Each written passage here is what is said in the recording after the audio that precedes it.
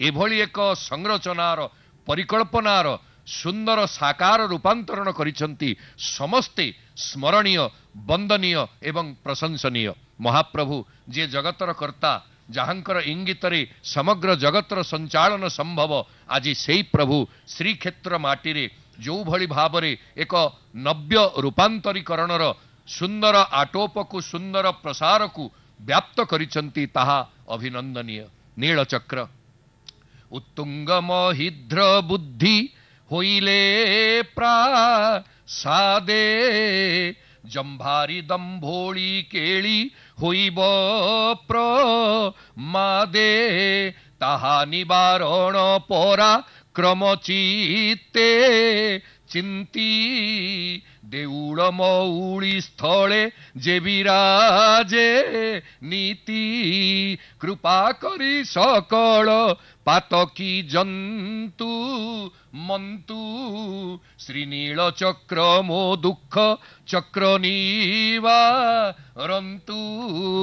ओडिशार मूर्धन्य प्रातस्मरणीय कवि प्रतिभा कवि सूर्य बलदेव रथंकर ये पदपंक्ति भितरे आमे लक्ष्य करे जो नीलचक्र आकाश को स्पर्श करी अनंत नीलिमारे आहुरी नीलाभ देखा जाउछंती जहांकर ऊर्ध्वरे पतित पावन बाना फरफर ही उड्डीयमान भक्त मानकु हाथ ठारी डाकिला भली दृश्यमान होउछंती। पताका अंचल चंचल डाके पापिंकी अबा ए नील नगर को आस भल करिवा। हे प्रभु आपणकर ये नील नगर को आहुरी अधिक रिद्धिमंत अधिक सिद्धिमंत एवं अधिक मंजुल मनोज्ञ करिथिवा ये नील पर्वतर हे अधिष्ठातृ देव आपणक ये क्षेत्र को भक्त समुदाय को अधिक आकर्षित करे एई पतित पावन बाना एवं एई नील चक्र जो चक्र रे आपण देखि पारुछंती ए चक्र कोउथि पई प्रतिष्ठित कवि सूर्य बलदेव रथ कहउछंती एरे बड़ मंदिर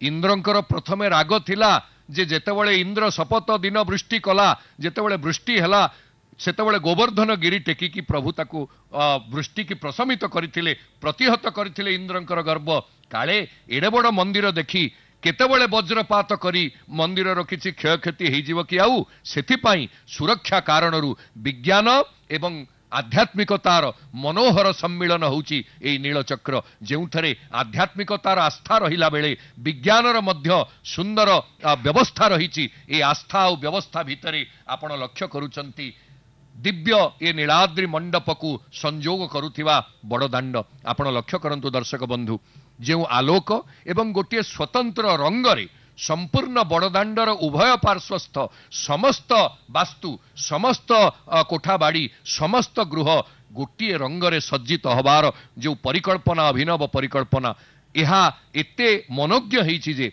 जी थरे न आसिकी न देखिबो से आखिरे विश्वास करि परिबो नै। आउ यहा एक प्रकृत बड़दाण्डर परिचय आम आगे रखुछि। आमे लक्ष्य करूचे जो बड़दाण्ड प्रशस्त बड़दाण्ड जो बड़दाण्ड उपरे महाप्रभुंकर रथ गड़िब एवं प्रत्येक वर्ष प्रभुंकर विविध जानी यात्रा अनुष्ठित हेबो एवं जो बड़दाण्डर धूली टिके पाइबा पई भक्त भितर आवेग थाए पहंचीबा बड़दाण्डे से रेणु पाइबा तुंडे छता तले रही दंडे साधुंक सेवा करिबा थका मन चाल जीवा चकानयन देखिबा।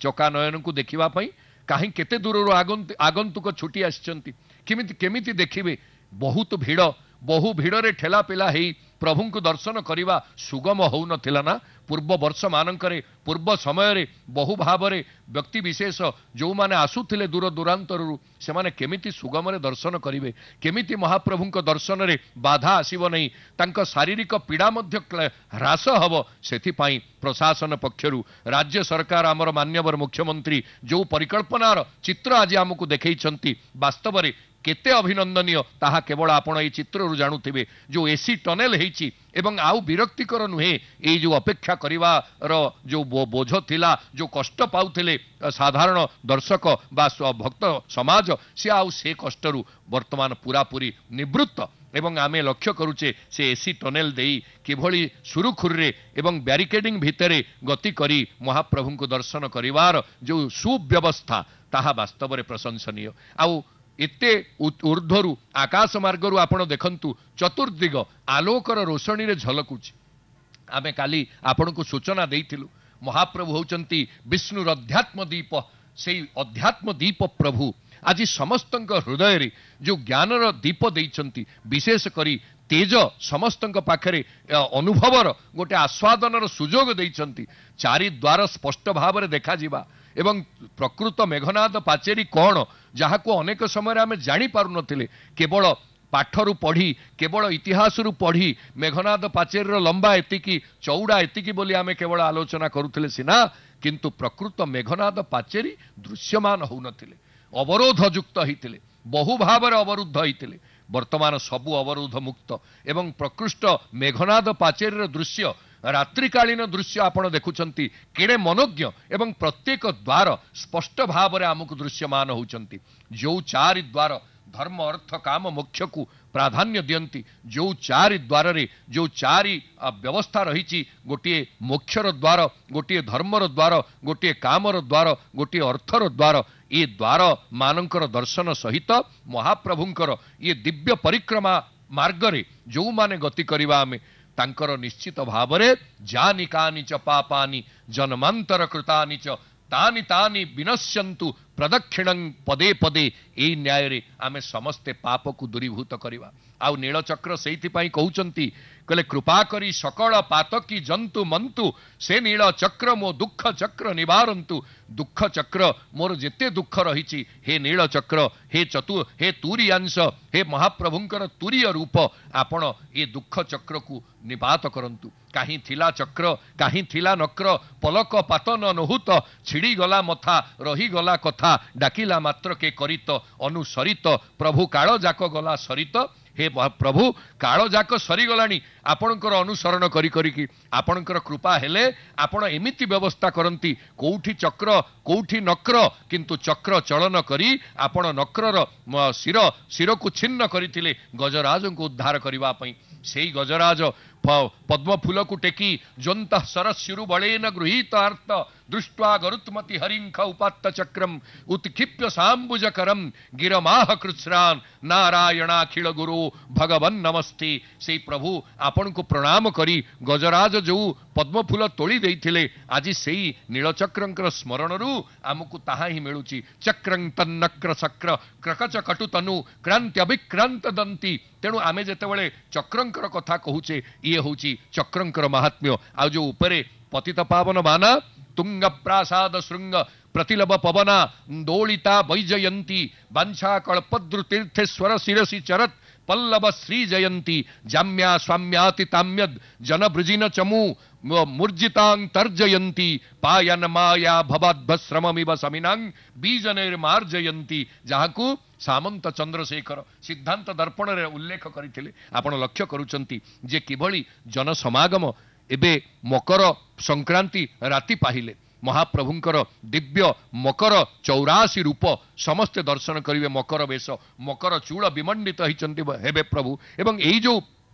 व्यवस्था ये 12 मासरे 13 पर्व बोली खाली कुहा जाए सिना प्रत्येक दिन नित्योत्सव नित्य सौख्य नित्य श्री और नित्य मंगल भगवान होचंती ये 4 प्रकार समन्वय नित्योत्सव नित्य सौख्य नित्य श्री आउ नित्य मंगल ये 4टा जाक महाप्रभु निकट रे अछि। तेणु सबु बेले प्रभु क्षेत्र रे उत्सव ही उत्सव आपण लक्ष्य करूचंती।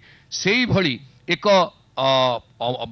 विरल क्षेत्र को आहुरी रूप दबा पई एक पवित्र धाम को आहुरी संजीवित आहुरी रुचिकर आहुरी रिद्धिमंत करबा पई मान्यवर राज्य सरकार जो प्रकल्पर ये जो परिकल्पना ये केते जे शुभप्रद एवं केते जे सुखप्रद यह ही आमको विचार करने को पड़ो।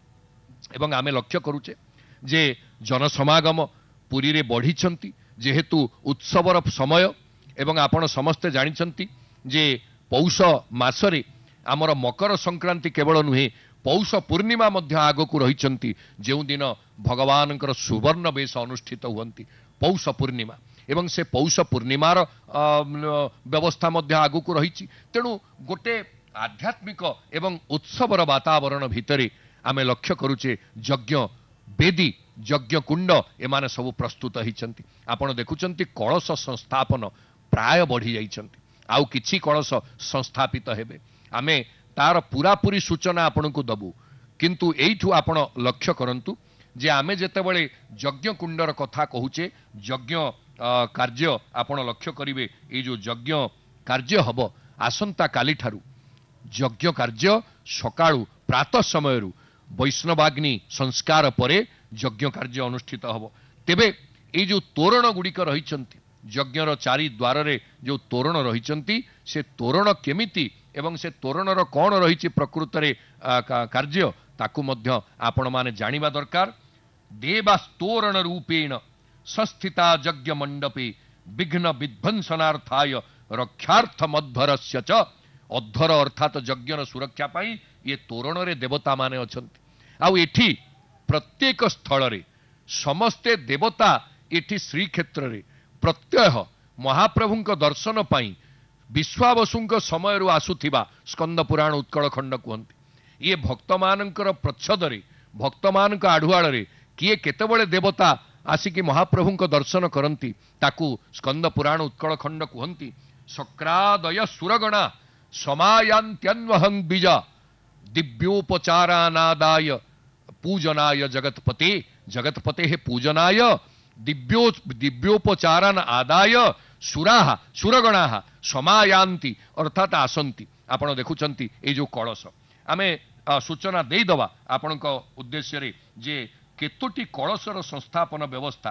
ଆପଣ ମଣ୍ଡପ ଉପରେ 32ଟି କଳସର ସଂସ୍ଥାପନ ବ୍ୟବସ୍ଥା, ଯାହା ଆମର ଆଚାର୍ଯ୍ୟମାନଙ୍କ ଠାରୁ ଆମେ ସୂଚନା ଲାଭ କରିଛୁ, 32ଟି କଳସ ସଂସ୍ଥାପିତ ହେବେ।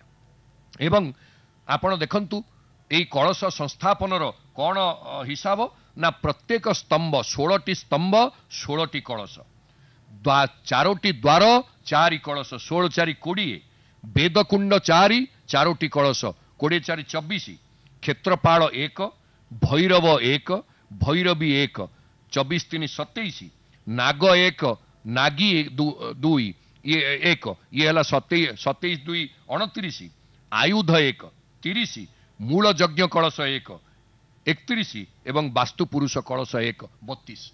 এইଭଳି 32ଟି କଳସ ଯଜ୍ଞ ମଣ୍ଡପରେ କେବଳ ସ୍ଥାପିତ ହେଉନାହାନ୍ତି। ଆପଣମାନେ ଜାଣି ଆନନ୍ଦିତ ହେବେ ଯେ ରାଜ୍ୟ ସରକାରଙ୍କ ପକ୍ଷରୁ ଏବଂ ଶ୍ରୀମନ୍ଦିର ପ୍ରଶାସନ ଦ୍ୱାରା ବହୁ ଭାବରେ ଏକୁ ଆଧ୍ୟାତ୍ମିକ ପରିବେଶକୁ ଆହୁରି ମନୋଜ୍ଞ କରିବା ପାଇଁ, ଆହୁରି ଉଚ୍ଚ କୋଟିର କରିବା ପାଇଁ କ'ଣ ବ୍ୟବସ୍ଥା କରାଯାଇଛି ନା 4 ଦ୍ୱାରରେ ବେଦ ପାରାୟଣ ପାଇଁ ବ୍ୟବସ୍ଥା କରାଯାଇଛି।